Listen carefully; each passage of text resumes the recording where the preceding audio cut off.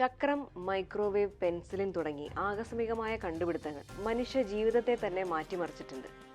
ഇതുപോലെ സിനിമാ ലോകത്തുണ്ടായ ചില യാദൃശ്ചികമായ സംഭവങ്ങൾ ചലച്ചിത്ര വിപ്ലവത്തിന് തന്നെ കരുത്തു പകരാൻ കാരണമായി.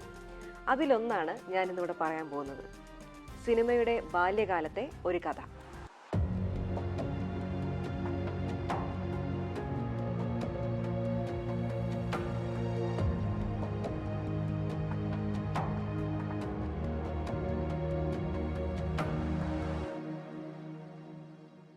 വളരെ ലളിതമായ ഒരു ഷൂട്ടിംഗ് മെത്തേഡായിരുന്നു അക്കാലത്തുണ്ടായിരുന്നത്.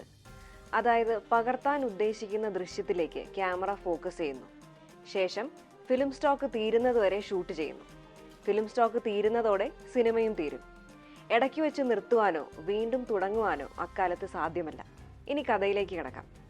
പാരീസിലെ ഒരു സ്ട്രീറ്റിൽ സിനിമയുടെ ചിത്രീകരണം നടക്കുകയാണ്. പാരീസ് നിവാസികൾക്ക് സുപരിചിതനായ ജോർജ് മിലിയ എന്ന മജീഷ്യനാണ് ക്യാമറയിലൂടെ ചിത്രം ഷൂട്ട് ചെയ്യുന്നത്. ദൃശ്യം ഇതാണ്. ദൂരെ നിന്നും ഒരു ബസ് കടന്നു വരുന്നു. രാജപ്രൗഢിയോടുകൂടിയാണ് അകലെ നിന്നും ബസ് വരുന്നത്. സംവിധായകനും ക്യാമറമാനുമായ ജോർജ് മിലിയ തൻ്റെ ക്യാമറയിലൂടെ ഈ ദൃശ്യം പകർത്തിയെടുക്കുന്നു. എന്നാൽ പെട്ടെന്ന് ക്യാമറയുടെ പ്രവർത്തനം നിലയ്ക്കുന്നു. പക്ഷേ ഇപ്പോഴും പകുതിയോളം ഫിലിം ക്യാമറയിൽ ബാക്കിയുണ്ട്. മജീഷ്യൻ ആദ്യം ഒന്ന് പതറി. പിന്നീട് സമചിത്തതയോടെ അദ്ദേഹം ക്യാമറ ശരിയാക്കാനുള്ള ശ്രമങ്ങൾ ആരംഭിച്ചു. അധികം വൈകാതെ ക്യാമറയുടെ അറ്റകുറ്റപ്പണികൾ തീർത്ത് അദ്ദേഹം ഷൂട്ടിംഗ് പുനരാരംഭിച്ചു. എന്നാൽ ഇത്തവണ ബസ്സിന് പകരം ഒരു സൈക്കിൾ വരുന്ന ദൃശ്യമാണ് ക്യാമറ കണ്ണുകൾ പകർത്തിയെടുത്തത്. അധികം വൈകാതെ ഫിലിം സ്റ്റോക്ക് തീരുകയും ഷൂട്ടിംഗ് അവസാനിക്കുകയും ചെയ്തു.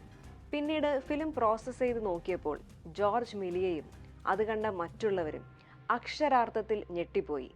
അതിശയം കൂറിയ കണ്ണുകളോടെ ഇമ വെട്ടാതെ അവരാ രംഗം നോക്കി നിന്നു.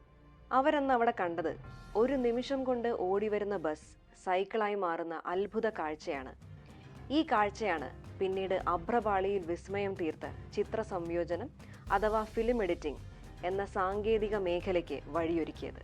ചിത്രസന്നിവേശം എന്ന സാങ്കേതിക വിദ്യ ഉപയോഗിച്ച് പ്രേക്ഷകർക്ക് മുന്നിൽ ആദ്യമായി എത്തുന്നത് 1903 പുറത്തിറങ്ങിയ എഡ്വിൻ പോട്ടറുടെ ദ ഗ്രേറ്റ് ട്രെയിൻ റോബറിയാണ്.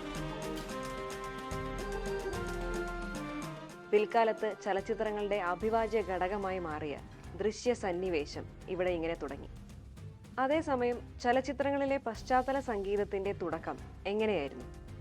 അതീവ രസകരമായ ആ കഥ അടുത്ത എപ്പിസോഡിൽ.